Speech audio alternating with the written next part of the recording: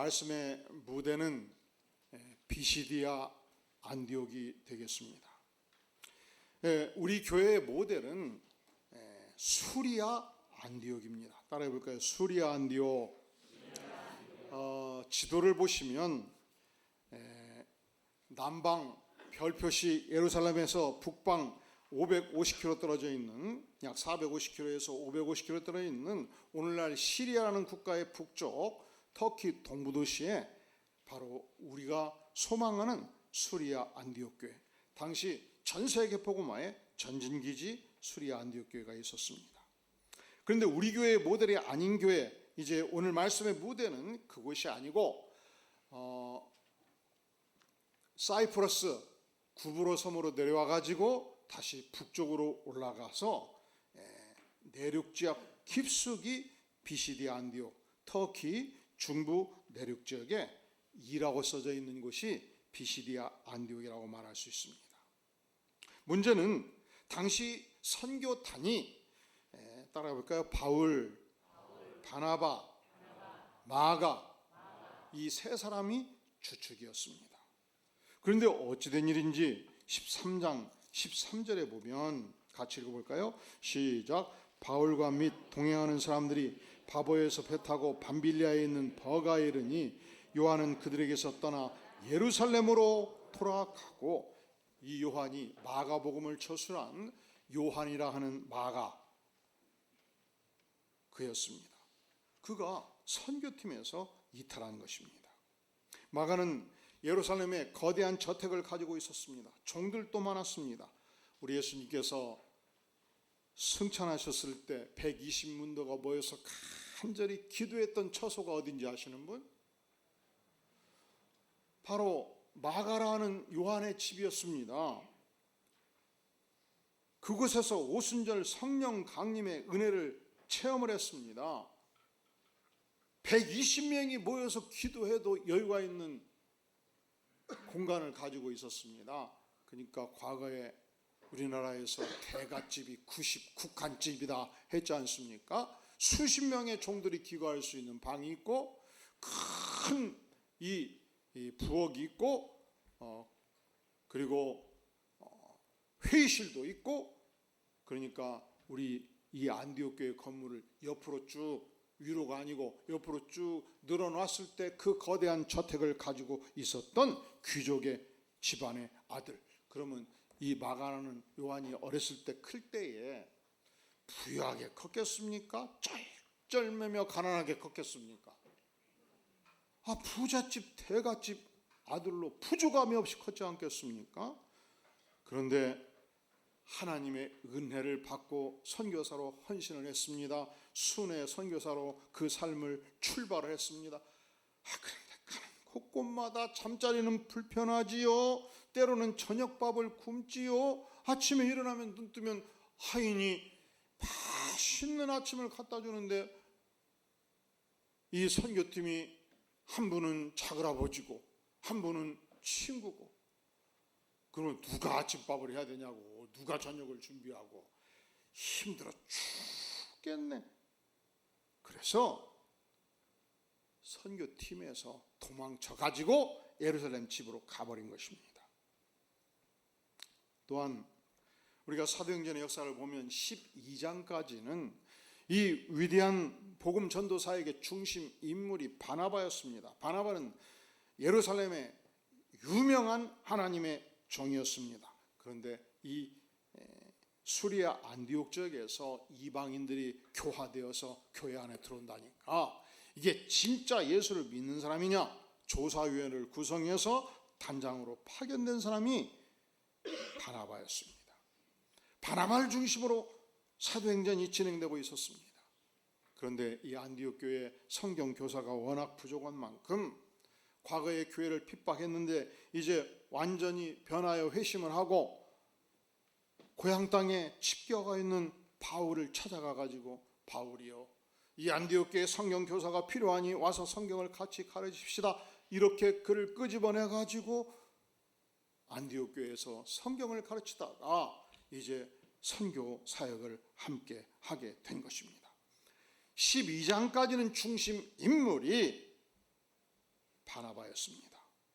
자, 12장 25절 보면 어떻게 본문이 되었습니까? 12장 25절 바나바와 바울이 부조하는 일을 마치고 바울이 먼저 등장합니까? 사울이 먼저 등장합니까? 바나바가 먼저 등장하죠. 사울은 바울이라는 사울이에요. 사울이라는 바울. 바나바가 여기까지는 먼저 등장하고 바나바가 역사의 주인공이었는데 13장부터 완전히 바꿔집니다. 13장 13절에서 바울과 및 동행하는 사람들, 바울과 및 바나바, 요한 이렇게 주도권이 바꿔지게 되는 것입니다. 언제든지 리더십의 변화가 있을 때 거기에 적응하지 못하면 혼란이 일어나지 않겠습니까? 마가는 그런데 바나바의 조카였습니다. 삼촌이 지금까지 사역을 이끌었는데 언젠가 이 조직이 바꿔져 가지고 바울 중심으로 되는 것을 볼 때 그 안에 분노가 있을 수 있지 않겠습니까? 또한 바울은 강력한 이방 복음화의 이론가요 실천가였습니다. 예수님으로부터 너는 이방인 전도를 위해서 집중하라 부름을 받은 자였습니다. 바나바는 초기부터 순수 유대인이었습니다. 예루살렘 유대인 중심의 교회였던 예루살렘에서 충성했던 인물입니다. 그러니까 과연 이 복음이 유대인 중심으로 증거되어야 될 것이냐, 이방인 중심으로 증거되어야 될 것이냐, 이론적 투쟁이 일어나고 있었습니다. 지금 비시디아 안디옥이라는 지역이 그 시대 갈라디아 지역으로 알려지고 있었습니다. 바울 사도는 이 비시디아 안디옥을 향해서 갈라디아를 향해서 편지를 썼는데 갈라디아 13장 4장 13절에 보면 내가 처음에 육체의 약함을 인하여 너에게 복음을 전하던 것을 너희가 아는 바라. 모든 갈라디아 지역의 비시디아 안디옥 성도들이 기억하기를 초창기 이 지역에 와서 복음을 전할 때 바울 사도가 육체가 약해서 질병에 걸려서 엄청 고생했던 것을 모든 교우들이 기억하고 있었습니다. 그것을 학자들은 만성 말라리아병이라고 말합니다. 붉게 달군 부젓가락으로 이마를 쑤셔대는 고통이 그에게 있었다고 말합니다. 엄청난 발작을 수반했습니다. 온몸에 열이 올라서 때로는 혼수 상태에 빠지기도 하였습니다. 그러니까 이 제1차 선교여행의 선교팀의 상황이 어떠냐? 3명 중에 1명 마가는 도망쳐 버렸습니다. 선교팀의 힘을 뺐습니다. 조직 구조의 변화가 왔습니다. 선교 중심 타켓에서 이방인 중심의 선교를 할 것인가, 유대인 중에 선교를 할 것인가 논쟁이 일어나고 있었습니다. 그리고 바울 자체는 말라리아 질병에 엄청 시달리고 있었던 것입니다. 선교팀 분교 직전에 온 것입니다. 과연 이런 상황 속에서도 선교적 과업을 이룰 것인가 최대의 난관에 부딪히게 된 것입니다. 이럴 때 세상은 꼭 이 말을 써요. 내 코가 석자인데 선교가 다 멋이다냐. 이 내 코가 석자란 말이 한자말로 오비삼척이라고 하죠. 근데 이 말의 뜻은 이래요. 내가 독감에 걸려서 콧물이 질질 흐릅니다. 얼만큼 흐릅니까? 석자만큼. 한자가 30cm거든요. 콧물이 질질 1m 흘러가고 있단 말이죠. 이렇게 질병이 있는데 선교가 다 무엇이다냐? 남을 돕는다는 것이 무슨 의미가 있는가? 나부터 회복해야 되지 않겠는가? 우리가 내 코가 석자일 때 어떤 인생을 살아야 될 것인가? 놀랍게도 이 선교팀은 우리 코가 석자인 상황에서도 저들은 선교사에게 결코 중단하지 아니한 것입니다. 전진했습니다. 매진했습니다. 하나님의 뜻이 있는 줄 알고 계속적 사역을 진행한 것입니다. 오늘 말씀에 13절에 보면 바울과 및 동행하는 사람들이 바보, 시리아 지역의 사이프러스 섬의 가장 큰 중심 도시 바보 시에서 배를 타고 밤빌리아 주, 터키 남부 지역 버가 도시에 이르러서 14절 그들은 버가를 다시 떠나서 비시디 안디옥 터키 중부 지역 내륙 깊숙이 들어간 것입니다. 멈추지 아니한 것입니다. 선교팀을 해산하지 아니한 것입니다. 바울 사도는 사도행전 20장 24절에서 이렇게 말씀합니다. 내가 달려갈 길과 주 예수께 받은 사명 곧 하나님의 은혜의 복음을 증거하는 일을 마치려 하면은 나의 생명조차 조금도 귀한 것으로 여기지 아니하노라 이렇게 외칩니다. 그러니까 바울 사도는 선교사에게 이 마음이 있어 어떤 정신을 가지고 있는가? 투철한 사명감, 불타는 사명감으로 무장하였고 하나님의 위대한 사역을 향하여 절대적 헌신을 하였고 생명을 이 위대한 사명을 위해 자기 생명을 바치는 순교적 정신으로 무장하고 있는 것을 보게 됩니다. 구약 성경에 에스더라는 인물이 등장하지요. 당시 유대인 전체가 몰살당할 위기 가운데 있었습니다. 이제 오늘 밤 지나고 내일 밤 지나면 이제 유대인들은 몰살당하게 되어 있었습니다. 근데 왕비였던 에스더, 그가 하나님께 간절히 기도합니다. 그 시대는 왕이 직무실에 있을 때 왕이 부른 자만 왕실 안으로 들어올 수 있었습니다. 왕이 직무실 안으로 들어올 수 있었습니다. 왜 그럴까요? 하도 자객들이 많으니까. 문제는 왕비를 불러야 왕비가 황제를 만나러 들어가지요. 그래서 하나님께 기도합니다. 만약에 왕비여 내 직무실로 들어오라라는 전갈이 있으면 가는데 전갈도 없는데 들어갔다가는 저자를 죽여라 하면 그냥 죽는 거예요. 그런데 하나님께 기도하면서 각오를 합니다. 하나님, 초청이 있든 없든 이제는 우리 민족 전체를 살리기 위하여 내가 왕을 아련하러 들어가겠나이다 하면서 외쳤던 유명한 기도 제목이 있어요. 아시는 분? 내가 따라 볼까요? 내가 죽으면 죽으리라. 죽으면 죽으리라. 죽기로 각오하면 반드시 뚫립니다. 이순신 장군이 수백 척의 함대를 거느리는 이 일본군의 공격을 받으면서 계수를 해보니까 딱 낡은 함선, 쓰러져가는 함선 딱 12척밖에 없는 거예요. 그러니까 임금님도 다 배 버리고 육지로 올라오너라. 그런데 아무리 생각해도 저 거대한 함선에 있는 수만 명의 일본 군대가 육지로 밀려오면 파죽지세로 한양까지 가지 않겠습니까?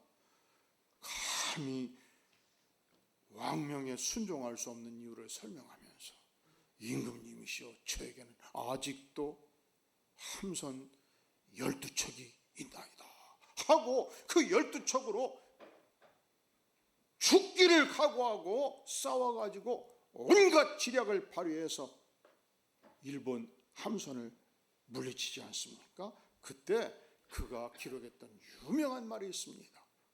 기억하시는 분? 따라해볼까요? 생즉 사, 사즉 생.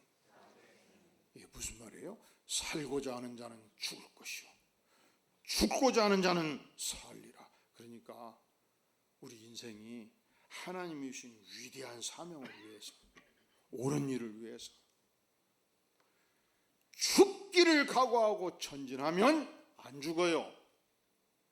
죽기를 각오하고 몸을 던지면 안 죽어요. 몸이 안 깨져요. 살 길을 하나님께서 열어주시지 않겠습니까? 바울 선교팀이 마가는 도망쳤지요. 내부적으로 이론적 투쟁은 있지요. 바울은 죽게 몸이 아프지요. 내 코가 석잔데 어찌할꼬. 첫째로 저들은 투철한 사명감으로 이 하나님이 주신 위대한 선교사에게 절대 헌신을 하였다는 것입니다. 그리고 드디어 적진 깊숙이 터키 반도 중심도시 피시디아 안디옥까지 들어갔고 저들은 유대인이 모여있는 회당을 찾아간 것입니다. 유대인들은 당시 팔레스타인이 워낙 열악한 지역이었던 만큼 지중해안 전체의 큰 도시로 흩어져 가고 있었습니다. 예수 믿는 자는 예루살렘에서 핍박을 받았기 때문에 역시 흩어져 가고 있었습니다. 이 흩어진 유대인들을 따라해 볼까요? 디아스포라라고 표현을 하죠. 저들은 도시가 작고 유대인들이 적게 모일 때 저들은 함께 모여서 기도 처소를 찾습니다. 그런데 모여서 함께 간절히 통성으로 기도해야 되기 때문에 강가에 모였습니다. 이 물결치는 소리와 싸우면서 기도를 했습니다. 10가정, 20가정, 5가정, 30가정, 50가정 모이기 시작하면서 저들은 모금운동을 했고 이제 유대인들이 많은 지역에서는 회당을 건립하게 된 것입니다. 우리 한국인들이 일제시대에 너무 한반도가 먹고 살기 힘들고 또 웬만큼 부자들은 그렇게 일본 순사들이 조공을 바치라고 그냥 가을철 수학하면 반절 걷어가 버리고 독립자금을 좀 대다 걸리면 그냥 잡혀가서 고생하고 도저히 못 살겠다. 재산 다 정리해가지고 만주벌판으로 시베리아로 북경으로 흘러 들어갔지 않겠습니까? 해방 후에 6.25 전쟁이 끝나고 얼마나 살기가 힘들었습니까? 그래서 기회만 열리면 미국으로 카나다로 브라질로 아르헨티나로 전 세계로 흩어가지 않습니까? 그런데 우리 민족만 그런 것은 아니고 일본 사람들도 전 세계에 많이 흩어졌고 중국 사람들도 전 세계에 많이 흩어졌죠. 놀라운 사실은 일본 사람들은 가는 곳곳마다 무슨 집을 만든다고 그래요. 중국 사람은 가는 곳곳마다 무슨 집을 만들고 일본 사람은 뭘 만들어요? 스시집을 만든다는 거예요. 중국 사람은 뭘 만들어요? 중국 음식 만들고. 근데 한국 사람들은 가는 곳곳마다 뭘 만들어요? 예배당을 만든단 말이죠. 교회를 짓는단 말이죠. 그리고 목회자가 없으면 한국의 유명한 목사님들 테이프들 공수받아가지고 집사님이 사회 보고 이제부터 테이프로 하나님의 말씀을 듣겠습니다. 말씀을 들으면서 예배를 드렸습니다. 제가 1992년도 미국인 60만 명 되는 차타노가 시에서 유학을 했는데 이 타운하우스 이 우리식으로 말하면 저층 아파트 같은 곳에 살고 있었는데 어느 날 문 밖을 보니까 10살 한국 여자가 이렇게 왔다 갔다 하는 거예요. 동양 여자가. 그래서 나가서 얘야 했더니 탁 쳐다보니까 이 한국 애가 아니겠습니까? 대화하다가 그 집을 들어갔는데 8가정, 9가정이 모여가지고 주일마다 한국의 테이프로 예배를 드리는 거예요. 근데 저는 3년 유학하고 돌아와야 되기 때문에 그곳에서 목회하다가 잘못 콧기면 공부 못할 것 같아서 눈을 찔끔 감고 내가 목회는 하지 않기로 하나님께 서약하고 기도하고 들어간 만큼 공부만 집중하겠습니다 하고 각오를 다졌는데 그 그룹을 맡아달라는 거예요. 그래서 이 얘기를 했어요. 하나님이 나한테 여기 오라고 한 것은 공부하라고 그랬으니 공부도 고생이 들어오려면 죽으라고 밤새 읽어도 100페이지도 안 읽어지는데 고쟁이들은 그냥 밤새 500페이지도 읽어버리니까 이거 보통 일이 아니잖아요. 그래서 3번을 거절을 했는데 마지막 그러더라고요. 목사님, 그 슬픈 마음으로 목사님은 여기서 즐겁게 행복하게 공부하셔. 우리는 슬프게 테이프 들으면서 예배드리고 도대체 목사님은 목사 안수를 받은 이유가 뭐요? 그래서 주일날 딱 한 번 예배만 인도하기로 시작을 한 것인데 그것이 예배만 가지고 됩니까? 영혼 사랑하면 또 목회가 되지 않겠습니까? 한국 사람들이 전 세계 가는 곳곳마다 예배를 드리고 가는 곳곳마다 교회를 건설해서 전 세계 복음화의 놀라운 역사를 이루게 된 것입니다. 마치 그와 같이 유대인들은 가는 곳곳마다 회당을 세우게 되었고 이 비시디아 안디옥 교회도 안디옥 지역에도 회당이 있었 만큼 바울 사도행이 이 회당에 들어가서 예배를 드리는데 회당장이 요청을 한 것입니다. 보아하니 성경에 능하신 분 같은데 우리 회당 백성들을 위해서 권한 말씀이 있으면 한 말씀 해 주시오. 바울은 하나님 주시는 기회를 결코 소홀히 할 인물이 아니었습니다. 그가 당장 강단에 올라서서 증거하기 시작했습니다. 세 가지를 증거합니다. 첫째로 그가 무엇을 증거했는가? 이스라엘 역사 속에서 하나님은 얼마나 신실한 하나님이셨는가 증거합니다. 하나님께서는 한 민족을 구원하기 위해서 아브라함을 세우셨습니다. 이삭을 세우셨습니다. 야곱을 세우셨습니다. 민족의 초상으로 세우셨습니다. 하나님께서는 노예된 백성을 구출하기 위해서 모세를 세우셔서 노예된 백성을 자유하게 하셨고 해방시켜 주신 전능하신 하나님이십니다. 그 하나님께서 팔레스타인 땅을, 이 적과 꿀이 흐르는 가나안 땅을 주셨고 그 땅에 사사를 세우시고 다윗 왕을 세우셔서 이스라엘 백성들을 축복해 주셨습니다. 그런데 하나님은 다윗의 자손 가운데 드디어 구약 성경에 완성되신 예수 그리스도를 주셨고, 예수님은 이 땅에 와셔서 모든 인생들의 죄를 안고 십자가에 죽기까지 하셨습니다. 하나님이 그를 죽음에 머물러 있지 않게 하시고 죽음을 뚫고 부활하게 하심으로써 모든 백성들에게 영생을 축복으로 허락해 주신 것입니다. 이 예수 그리스도를 모두 믿고 은혜의 삶을 사시기를 바랍니다. 십자가의 부활의 복음을 그가 가감없이 증거하게 된 것입니다. 얼마나 저들이 은혜를 많이 받아버렸든지 설교가 여기서 끝나지 않습니다. 자, 42절에서 44절 우리 한 목소리로 같이 읽어볼까요? 시작. 그들이 나갈새 사람들이 청하여 다음 안식에도 이 말씀을 하라 하더라. 회당의 모임이 끝난 후에 유대인과 유대교에 입교한 경건한 사람들이 많이 바울과 바나바를 따르니 두 사도가 더불어 말하고 항상 하나님의 은혜 가운데 있으라 권하니라. 그 다음 안식일에는 온 시민이 거의 다 하나님의 말씀을 듣고자 하여 모이니, 어떻게 예수 십자가의 복음이 강력하게 전개되고 은혜를 받았던지 그 다음 주일은 BCD 안디옥 온 시민이 모여서 예배를 드렸다, 그렇게 성경은 표현하지 않습니까? 한 장로님이 드디어 천국에 입성하게 되었습니다. 하나님의 심판대에 섰습니다. 하나님이 말씀합니다. 너는 일평생 항상 진실하게 살았느냐? 하나님이시여, 항상 그러지는 못했나이다. 그럼 너는 깨끗한 인생을 살았느냐?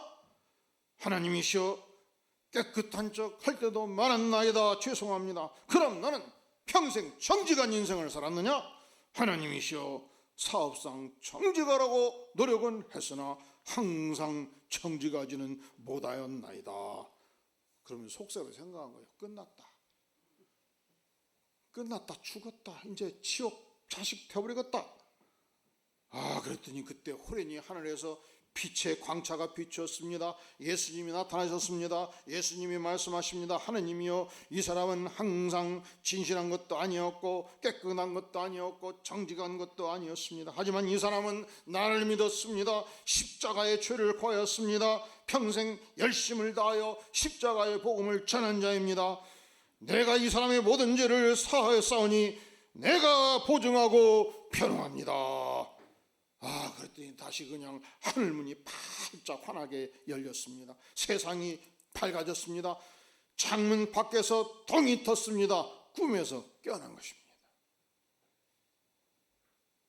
그렇습니다. 참된 복음이란 무엇이냐? 하나님이신 예수님께서 내 인생의 모든 죄를 십자가에서 죽으실 때 사해 주신 것을 믿는 것입니다. 참된 복음이란 무엇이냐? 우리가 예수님을 믿을 때 부활의 예수님께서 우리에게 영생을 주시는 것을 믿는 것입니다. 이 믿음 가운데 견고히 서서 이 신앙을 증거하는 복된 생애 사시기를 주의 이름으로 축원합니다. 기도하겠습니다. 영광의 주님, 그렇습니다. 우리가 이 땅을 사는 동안 주님, 우리에게 주신 이 위대한 사명을 실천하는 삶을 살게 도와주시옵소서. 주님께서 우리에게 주신 이 영광의 복음을 확신하며 증거하며 믿음대로 사는 충성의 백성들 모두 되게 하여 주시옵소서. 예수님의 이름으로 간절히 기도하옵나이다. 아멘.